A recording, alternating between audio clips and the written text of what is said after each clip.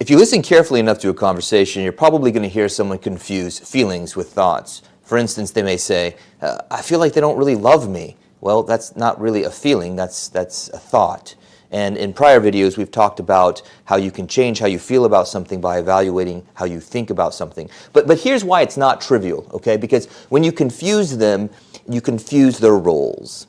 See, the purpose of watchmen are like emotions sitting on top of a castle wall. They look off into the distance and they see any potential threats. Then soldiers are down in the courtyard. And if it so happens that there is an approaching something or other, the watchmen aren't quite sure, they'll tell the soldiers to go out there and take a look at it themselves. And so the soldiers gather themselves up and they go out there, and maybe it's just a herd of goats, maybe it's an approaching army. They don't know. If it's an approaching army, they attack it. All right? Now, if you confuse the roles and you put the soldiers, who tend to be very hypervigilant, in the role of the watchman, they're going to be looking at any little thing on the horizon. They're going to say, we need to go and kill it. Well, you can't over-intellectualize everything in your life. The same as with the watchman. If you send the watchman out there to go do the soldier's job, they're watchmen. They're not prepared to go into battle.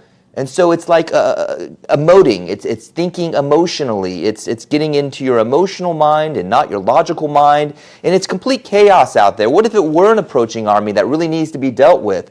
But in fact, they're just watchmen. They're just emotions. They're just all over the place, and they end up getting slaughtered. But if you send the soldiers out there that can critically think about it, and they know how to fight negative thoughts, negative approaching armies that are coming up on your castle, then that's the proper role for them. So when you confuse it, it's not trivial. If you're feeling something, use an emotional word. I feel sad because I think they don't love me.